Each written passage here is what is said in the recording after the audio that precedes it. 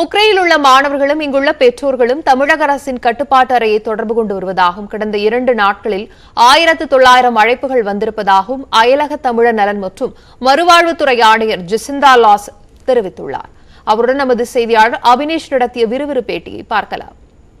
உக்ரைனில் நடைபெறக்கூடிய நிகழ்வை தொடர்ந்து தமிழ்நாடு அரசு உன்னிப்பாக கவனிச்சுட்டு வராங்க. குறிப்பாக இது வரைக்கும் எவ்வளவு ஸ்டூடெண்ட்ஸ் அண்ட் அங்கே இருக்கிற தமிழர்கள் அந்த கட்டுப்பாட்டு அறையை தொடர்பு கொண்டிருக்கிறாங்க, அந்த டேட்டா என்ன மேம்? எவ்வளோ பேர் தொடர்பு கொண்டிருக்கிறாங்க அண்ட் எவ்வளோ தமிழர்கள் அங்கே வசிக்கிறாங்க மேம் உக்ரைன் நாட்டில்? இது வரைக்கும் இந்த கடந்த 2 நாட்களில் ஒரு 1800க்கு 1900 கால்ஸ் வரைக்கும் வந்திருக்குது.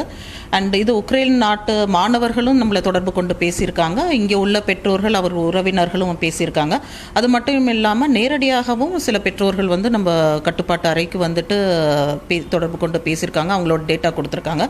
அதே போல் அந்தந்த மாவட்ட கலெக்டர்ஸையும் அவங்க மீட் பண்ணி அந்த கலெக்டர்ஸும் நம்மளுக்கு இன்ஃபர்மேஷன் எல்லாத்தையுமே பாஸ் பண்ணிகிட்டு இருக்காங்க.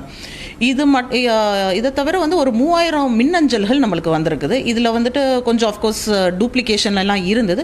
இது எல்லாத்தையுமே எடுத்துட்டு நம்மளுக்கு ஒரு 1500 ஸ்டூடெண்ட்ஸ் போல் அவங்க எங்கே இருக்காங்க, அவங்களோட டேட்டா என்ன, எல்லா டீட்டெயில்ஸும் இப்போ நம்ம கைவசம் இருக்குது.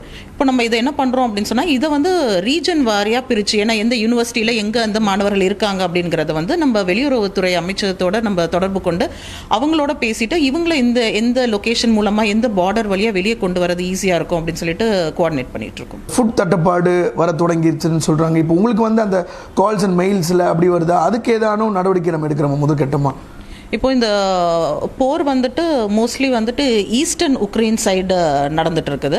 அந்த ஏரியாவில் இருக்கிறவங்கள இப்போ உக்ரைன் நம்மளுடைய இந்திய தூதரகத்தோட அட்வைசரி எந்த இடத்துல இருக்காங்களோ அந்த இடத்துல சேஃபாக இருங்க, மூவ் பண்ணாதீங்க அப்படின்றாங்க. அந்த இடத்துல கொஞ்சம் இஷ்யூஸ் டெவலப் ஆக ஆரம்பிச்சிருக்குது. நம்மளுக்கு வர கால்ஸ் எல்லாத்துலேயுமே ஏன்னா அவங்க அந்த பங்கருக்குள்ளாரே ஃபுல் டே இருக்கிறனால ஒரு பேனிக் மோட்லேயும் இருக்காங்க.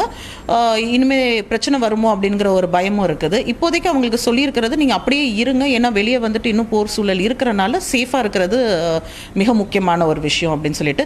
இதே இது வெஸ்டர்ன் உக்ரைன் சைடில் இது வரைக்கும் அந்த மாதிரி ஒரு பிரச்சனைகள் வரலை.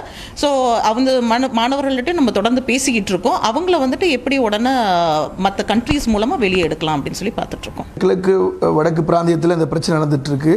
குறிப்பாக அங்கேருந்து அந்த எல்லைக்கு வரதுக்கான டிரான்சிஸ்டர் நம்ம ஏதாவது அரேஞ்ச் பண்ணி தரோமா, இல்லை அதுக்கு ஏதாவது நம்ம இன்சிஸ்ட் பண்ணுறோமா, வெளியுறவுத்துறைக்கு இன்சிஸ்ட் பண்ணுறோமா, அவங்க வரக்கூடியதுக்கான சூழல் இருக்குதா? இப்போ இது 2 நாள் போர் ஆயிருக்கு. அதனால அவங்க வெளியுறவுத்துறையும் சொல்லியிருக்காங்க, ஒரு மினிட்டுக்கும் சிச்சுவேஷன் கொஞ்சம் மாறிட்டே இருக்குது, அதனால கொஞ்சம் வெயிட் பண்ணுங்க, நாங்கள் அட்வைசரி சொல்கிறோம் அந்த சுச்சுவேஷனை பார்த்துட்டு.